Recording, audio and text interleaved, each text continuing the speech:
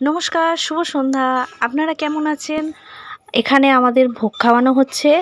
কদিন আগে শ্রীকৃষ্ণের কীর্তন হয়েছিল, তো এখানে এখন ভোগ খাওয়ানো হচ্ছে। তো এই মহাপ্রভুর ভোগ আমি আর আমার ননদ খেতে গেছি এবং খুবই আনন্দ করেছি।